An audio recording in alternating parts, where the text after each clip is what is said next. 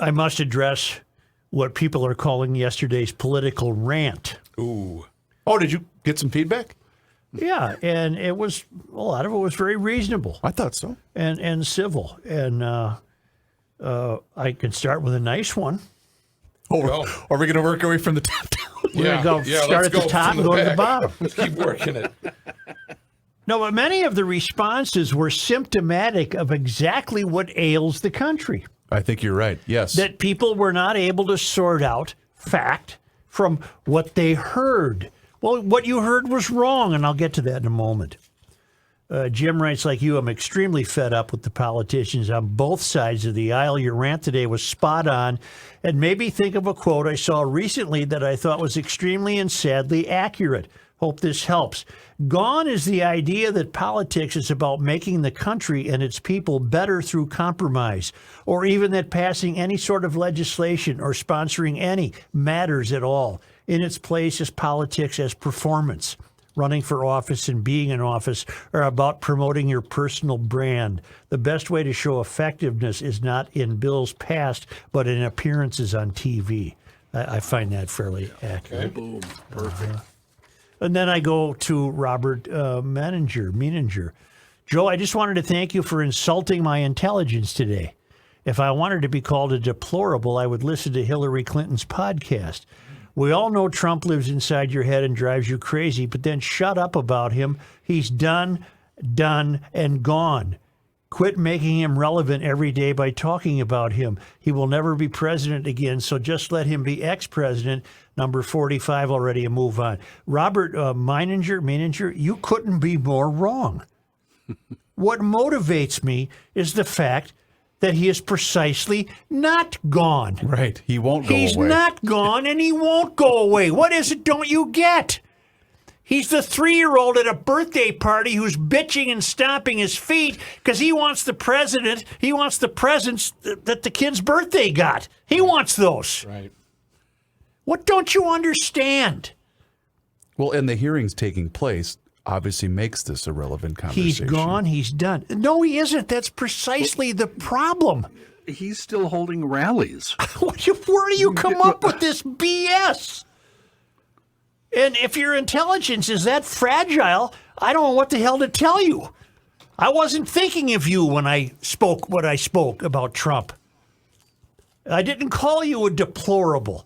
So go ahead and listen to Hillary Clinton's podcast. You clearly have this upside down, Robert. The whole point of this is he won't go away, and his ruinous intrusions are despicable.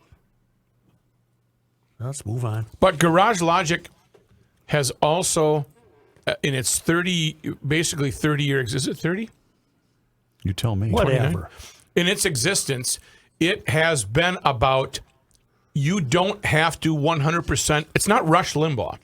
You can disagree with Joe and then make your point, and we can be cordial. You don't have to, I hate what he said, I'm never listening again. But that's also a product of what's going on in this country where we feel the need that we have to agree with 100% of everything everybody always says. I disagree with the whole political class. I don't care if they're Democrat or Republican.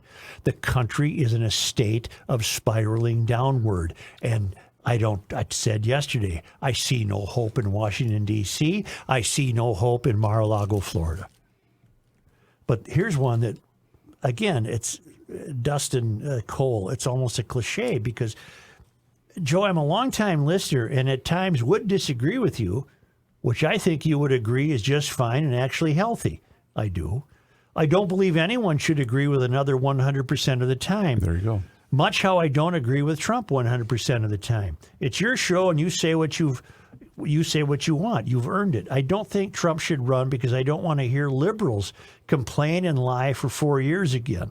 I don't consider myself a real Trumpster, but I did vote for him twice and believe his policies were right for our country. So by your request, I will not be listening anymore, but I will still buy Seafoam. All right. Dustin, you've contradicted yourself 5 times in 7 lines. Yeah, Dustin, that's our job. You say that disagreement is healthy, but then you want to insist you won't listen anymore, which of course is nonsense. You're listening right now. And you know you are. And the reason you don't want Trump to run is because you don't want to hear liberals complain and lie for 4 years again. I don't want Trump to run because he's a criminal thug. Okay. And if you sent an email yesterday, you can go ahead and resend one today. That's not a problem. The inbox is still open. There's more She's room. sizzling right now. And if the country had a better journalistic spine, we would explore the criminal thuggery of the Biden family. That's another one. Yeah. Where's people? What I've been telling you is, we're in trouble. No one's to be trusted. We're in trouble. Yes.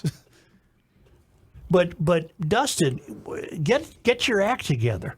You agree that disagreement is healthy, and you're right, and I agree with you. But then you say I won't listen anymore.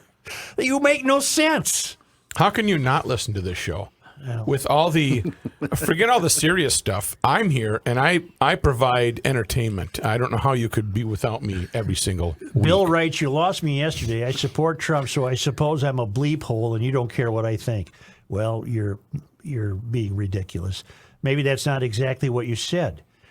That's the problem in the country, where I said these emails can be very symptomatic of what's happening. Of course, that's not what I said. Be factual. But it's what I heard. I can't help what you heard. Here are the facts. Number one. Hope to hear an explanation today, maybe even an apology to those who support Trump. Bleep you! I got your apology right here. That might be a little harsh. I have no apology to make. I think you're saying if you want to follow Trump, it's a free country, go ahead. I just disagree. I don't think you're trying to cut ties. Thank you. Yeah, you're not trying to saving cut me, ties. aren't you? Yeah. That should happen more often where Rook saves Joe. Yeah. Yeah. What's up, bud? Gave you a back rub yesterday. And Don't you liked touch it. me. Don't touch You me. loved that. And if you see that on, what is that, on Facebook? Yes. No, Twitter. Charles Twitter. writes, "You lost your composure on yesterday's podcast. I found it refreshing. We have not been well served by the last 3 presidents, and your frustration is warranted. Enough is enough with these worthless politicians. Hail the Flashlight King. Thank you." Hail you. Here's the problem, though. The Republicans can't find a strong candidate. DeSantis, maybe. DeSantis will be, yeah. Okay, he's got enough oomph. Carl, Yeah, what the hell's I wrong think with he you, does. Carl in Northfield? You owe an apology to me and the rest of GL. No, I don't. No, Why? I Why don't. does he say- And you're not getting one. Why does he say you owe him one? Easily your poorest effort since the election of Joe Biden. All of your loyal listeners are very aware of your hatred of Trump. Let's leave it at that. When you run off the rails like yesterday, it becomes difficult to come up with any reason to listen today. Carl, your ear is about 2 inches from your radio. Who are you kidding? Who are you kidding? Well, Carl's out. Okay. I'm keeping track here. I've also decided That's Carl, to never Jim. listen again. I mean, I'll you- still sit here and record the show. Well, right, get that'd paid be for in it. keeping with what you do. Jay really got me. Joe, on your 622 show, you stated that even some of your very well-educated friends are supporters of Trump. Well, I only have a high school diploma. However, I've never stuck a nail in the side of a caulking gun. Got you there. You got me. Yeah, he's got you there. Jay's got He me. did. He did. And Jay he wins. writes DeSantis Gnome 2024. DeSantis Okay. and Christie Gnome 2024. Let's go. Oh, not no. Well, you don't. You're in enough trouble, Heights. Just shut up. No. What did did John for me do? too? I didn't say anything yesterday. John, I suggest you never listen to the show again. Well, here's another guy that didn't listen. From Lee Stout. Even though you are politically lonely, you still should vote. Whoever said I haven't voted? You did not say you were not I going to vote. vote. You were not. You I did not say vote. you are not going to And vote. Lee's answer is just pick the lesser of two evils. I look at the policies and their results, not the person. I don't have Twitter or Facebook. I suggest you do the same. I have Twitter for the show. I do not have Facebook. And in his defense, we all made him do Twitter. Right. Yeah, and I he doesn't do unfriend you. Twitter. He You are doesn't off do my Twitter wall. like we do. You're not getting an apology from me. Trump is a ruinous, deformed, stunted person. Well established yesterday. I don't think we need to reiterate. Are you trying to save me again? Roll the tape.